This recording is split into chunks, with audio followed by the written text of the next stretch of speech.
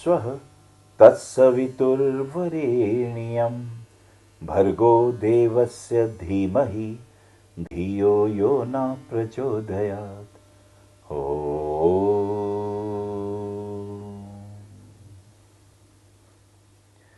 स्वागत है मित्रों, मैं अनिल वत्स। रोज ही चर्चा चल पड़ी है। हर महीने 12 राशियों के फलित कैसे होंगे, घर बनेगा या नहीं, जॉब लगेगी या नहीं, विवाह क्या मनोवांछित लड़की से होगा, क्या वो मेरे लिए भाग्यवान रहेगी, बिजनेस करूं या नौकरी करूं, विदेश जाना ठीक है कि यहीं ठीक है। बहुत से प्रश्न उठते हैं मनुष्य के मस्तिष्क में। ज्योतिष एक ऐसा शास्त्र है जो सहायक हो जाता है, जो बताता है तुम्हारे कौन से काल में किस ग्रह की दशा महादशा में कौन कौन से तुम्हारे कर्म जो किए हैं तुमने, शुभ हैं या अशुभ, उनके फलित क्या होंगे, दिव्यज्ञ जानता है। ये बात आपके लिए प्रस्तुत है, तुला राशि वालों के लिए अप्रैल मास का राशिफल आपके लिए। तो मित्रों, पहली बात जो कि आप जानते हैं, तुला राशि वालों के लिए हम बोल रहे हैं कि 31 से 7 तारीख तक नवरात्रे हैं। तुला राशि का स्वामी शुक्र होता है। देवी मां की करें आराधना, देव्याक्वच, अर्गला और कीलक पढ़ के आखिर में सिद्ध सूत्र का पाठ करना ना भूलें। ओम ऐं ह्रीं क्लीं चामुंडाय विचे, ओम ग्लो हूं क्लीं जुम से ज्वले ज्वल ज्वल प्रज्वल प्रज्वल, ऐं ह्रीं क्लीं चामुंडाय विचे ज्वल हंस संग लंग शंग फट स्वाहा। ये अद्भुत मंत्र है, इस मंत्र का जाप करें।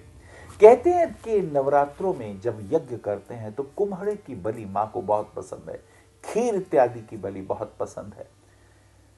मनोवांछित इच्छाएं पूर्ण हो सकती हैं, विशेष रूप से तुला राशि वालों के लिए ये बात हमने कही। और हां, मुझे लगता है भाग्य विधाता रत्न एक पन्ना है आपका, 6 साढ़े 6 कैरेट का लेना चाहिए, हीरा पहने और एक नीलम रत्न पहने। जी हां, नीलम। कुछ लोग भयभीत होते हैं, नीलम बिना टेस्ट किए कैसे पहने, बेफिक्र होकर पहन लें जिनकी तुला राशि है या जिनका तुला लग्न है।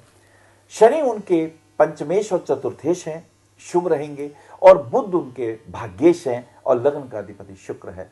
अतः शुक्र और पन्ना, हीरा और पन्ना, हीरा ना पहन सके तो ओपल पहन सकते हैं। मित्रों, इस कॉम्बिनेशन के साथ साथ स्त्री पक्ष की हमेशा ही, जी हां, उनकी तो आप हमेशा सराहना करें, प्रशंसा करें, जीवन भर सुखी रहेंगे।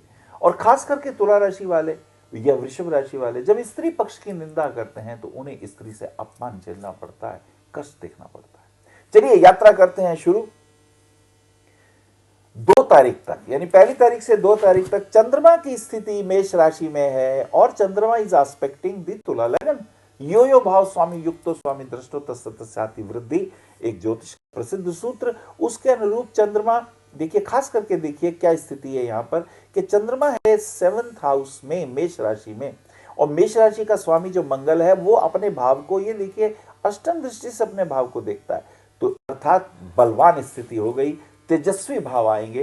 तुला राशि वाले जब चंद्रमा मेष राशि में होता है, ओजस्विता आती है, निर्णय लेने की क्षमता आती है, दृढ़ निश्चय से अपना काम करिए, आपको लाभ होगा। विवाह इत्यादि के दृष्टिकोण से जो पत्नी या लड़कियां पति देखने के लिए जा रहे हैं उनके लिए भी समय अनुकूल है। थोड़ी सी मिसअंडरस्टैंडिंग होगी, लेकिन अगर हम अपनी बात, दिल की बात अपने माता पिता को कहेंगे तो बात पूरी हो सकती है। हाँ, मुझे ऐसा लगता है कोई ना कोई रुकावट जरूर डालेगा, सो बी केयरफुल इन 2 दिनों के अंदर। अब हम आगे यात्रा करते हैं। चंद्रमा वृषभ राशि में प्रवेश करता है। वृषभ राशि में 5 अप्रैल में चंद्रमा की गति होती है। चंद्रमा जब वृषभ राशि में होता है तो उच्च का होता है। तुला राशि वालों के लिए चंद्रमा having a lordship of 10th house, 10वें भाव का स्वामी होकर जब ये अष्टम भाव में जाता है तो थोड़ा आपने जॉब के लिए सावधानी बरतनी है। कोई ना कोई व्यक्ति खाम खा के लिए टेंशन क्रिएट कर सकता है, और स्त्री पक्ष से तो बहुत सावधान रहना है। यदि आपके ऑफिस में कुछ स्त्रियां इत्यादि हैं तो उनकी बातों को समझें। अगर वो आपकी बॉस हैं तो वो कहना चाह रहे हैं उसको अंडरस्टैंड करें, उसको बिल्कुल नकार ना दें, अन्यथा परेशानी होने के कारण बन सकते हैं। हाँ, पत्नी के स्वास्थ्य का जरूर ध्यान रखिए। अपनी डायबिटीज मित्र आप टेस्ट कराने ज्यादा अच्छा रहेगा। भाग्य स्थान में चंद्रमा मिथुन राशि में प्रवेश करता है। 5 से 7 तारीख तक की स्थिति चंद्रमा की मिथुन राशि में बन जाती है। मिथुन राशि का चंद्रमा अब निर्णय लेने में दिक्कत आएगी। कुछ लोग कहते हैं आओ वैष्णो देवी हो आए, माँ के दर्शन कर आए, गुरु जी का आशीर्वाद ले आए। आप सोचते हैं जाऊं ना जाऊं, मेरे लिए काम ठीक है या वो ठीक है। मुझे लगता है आशीर्वाद लेने में क्या नुकसान है, ले ही ले। पता नहीं इस आशीर्वाद से हमारे कौन से काम बनने लग जाएं। और हाँ, गुरु जी से भी मिल लीजिए। गुरु से मिले कितने दिन हो गए, उनका आशीर्वाद लीजिए, उन्हें फोन ही कर लीजिए। मुझे लगता है कि ये दिन आपके लिए गुरु कृपा के हैं, गुरु से दीक्षा लेने के भी हैं। और ऐसी स्थिति में घूमने फिरने के योग बनेंगे, मित्रों का सहयोग भी मिलेगा, भाई बहनों से भी मिलन हो सकता है विवाह इत्यादि की कोई चर्चा हो, तो ये आपके लिए शुभदायक हो सकता है। चलिए, चंद्रमा कर्क राशि में आ गया, अपने ही घर में आ गया। तुला राशि वालों के लिए ये समय अनुकूल, जॉब मिलने के चांसेस, प्रमोशन होने की बातें होने लगेंगी, कहीं ना कहीं बिगड़ी बात बनने लग जाएगी, और इसी के साथ साथ पिता का भी सहयोग मिलने लग जाएगा। और मुझे एक बात और भी दिखाई देती है कि तुला राशि वालों के लिए चंद्रमा दशम भाव का स्वामी होकर जब दशम में हो तो ये बहुत से बिगड़े काम को बनाने की स्थिति में रखता है। मित्रों से मिलेगा सहयोग, घर में भी पति पत्नी का सहयोग बहुत इंपॉर्टेंट है। लेकिन मुझे लगता है व्यर्थ ही हम झगड़ रहे हैं, पति पत्नी के संबंधों में तनाव पैदा कर रहे हैं, एक दूसरे की बात पता नहीं क्यों नहीं अंडरस्टैंड कर रहे हैं। शायद ईगो ज्यादा बढ़ गई है। मुझे लगता है ईगो को हराओ और अपने परिवार के रिश्तों में मधुरता लाओ। सिंह राशि के अंदर हम प्रवेश करते हैं। 12 तारीख 10 से 12 के बीच में चंद्रमा सिंह राशि में आ जाएगा। ऐसे में अब आप दृढ़ प्रतिज्ञ हो जाएंगे, अब आप बड़े स्वाभिमानी हो जाएंगे, सूर्य का बल आपको प्राप्त होने लगेगा। अगर कोई आपने निर्णय लिया है किसी काम का, किसी से वायदा किया है, तो उसे पूरा कर लीजिए। आय का क्षेत्र अच्छा होगा, फाइनेंशियल रिसोर्सेज बढ़ने वाले हैं। और अगर आपका इलेक्ट्रॉनिक का काम है या बिजली का काम है, या अगर आपकी दवाइयों की बात है, अगर आप डॉक्टर हैं, तो ये अच्छे दिन हैं। आपको फाइनेंशियल गेन भी होगा और आपके जो क्लाइंट्स होंगे वो भी आपसे सेटिस्फाइड होंगे। ये एक अच्छा योग बनेगा। कन्या राशि में चंद्रमा का प्रवेश दिखाई देता है 15 तारीख तक। 15 तारीख तक जब प्रवेश हो जाता है तो एक चेंज ये होता है कि सूर्य मेष राशि में आ जाता है। ये आया सूर्य मेष राशि में, जी हाँ।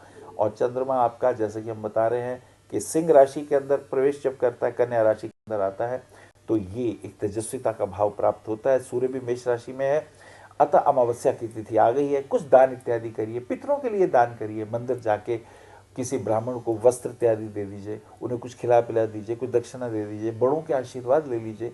ये बहुत इंपॉर्टेंट होगा। कहते हैं दक्षिण दिशा की ओर मुख कर अगर पितरों को जलांजलि दी जाए तो पितरों की कृपा से परिवार में अगर संतान न होती हो तो संतान होने के योग होने लगते हैं। कन्या राशि में चंद्रमा की स्थिति हम देखते हैं, और ये स्थिति 15 से 4-14 तक की है। यहाँ मंगल देखिए 12वें घर में है।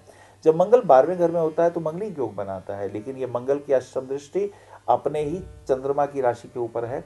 अतः ये मंगल के लिए एक बात का ध्यान रखें, लड़ाई झगड़े से सावधान, फास्ट ड्राइविंग ना करिए, नहीं तो चोट इत्यादि लगने के योग बन जाते हैं। परिवार में भी व्यर्थ का, टेंशन इत्यादि से हमें मुक्त रहना है। तुला राशि में चंद्रमा का प्रवेश है, 17 तारीख आ गई। 15 से 17 तक चंद्रमा जब तुला राशि में आता है तो ये शुभ है।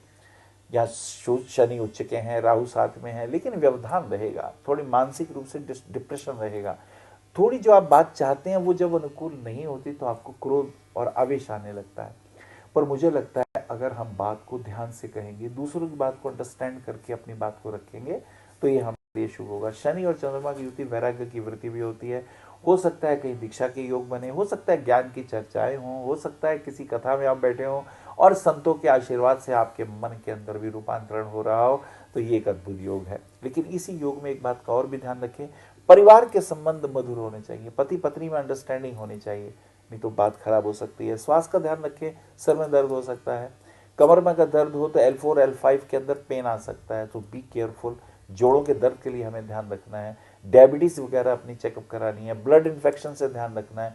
कोलेस्ट्रोल का ध्यान रखना है। LDL VLDL का ध्यान रखना है, नहीं तो हमें प्रॉब्लम बढ़ सकती है। वृश्चिक राशि का चंद्रमा आ गया, 19 अप्रैल तक की डेट आ गई है। चंद्रमा यहाँ शुभ है। प्रॉपर्टी में रुपया लगा सकते हैं, अगर कहीं हम कमर्शियल प्रॉपर्टी खरीद सकते हैं तो उसके लिए अच्छा रहेगा। पढ़ाई इत्यादि के लिए भी अच्छा है। और कहीं खेलने की बात है, आज का दिन बहुत अच्छा है। खेल के जगत में नाम इत्यादि कमाने का तो बहुत अच्छा योग बन रहा है आज के दिन। चंद्रमा यद्यपि यहाँ नीच का है, और एक और खास बात है, जिस भाव में चंद्रमा है उसका स्वामी व्यय में गया हुआ है, ये मंगल व्यय में चला गया है। अतः धन इत्यादि का ध्यान रखें, चोरी इत्यादि का योग हो सकता है, बी केयरफुल। धन किसी को उधार न दें, वापस मिलने के योग नहीं बनेंगे। अब हम आगे यात्रा करते हैं। चंद्रमा धनु राशि में चला गया है। देखिए, चंद्रमा जब धनु राशि में आ जाता है तो ये तारीख 21 अप्रैल की हो जाती है। 21 अप्रैल के अंदर चंद्रमा की ये स्थिति, पॉलिटिकली कुछ मित्र मिलेंगे और वो एजुकेटेड हैं और वो समझदार हैं, गुणी हैं। तुम्हारे मित्र बहुत अच्छे हैं, वो एजुकेटेड हैं, गुणी हैं और तुम्हें अच्छी शिक्षा देते हैं। उनकी बातें सुनो जरूर, चाहे ना मानो। मेरा मतलब ये है, अच्छी बातें माननी चाहिए, लेकिन अगर आपके विचार ना भी मिले तो सुनने में क्या हर्ज है। ये योग अच्छे हैं, अच्छी सलाह मिलेगी। मकर राशि का चंद्रमा आ गया है, 23 अप्रैल की डेट आ गई है। 23 अप्रैल में चंद्रमा जब मकर राशि में आएगा तो ये सीधा कर्क राशि को देखेगा। कर्क राशि को जब देखता है तो काम धंधे की बरकत होती है, व्यापार में लाभ होता है। अगर आपका चावल का काम है, जल से संबंधित कोई उद्योग है तो उसमें आपको फायदा है। कृषि के जगत में फायदा है। अगर आपकी डॉक्टरी की दुकान है तो उसमें लाभ है।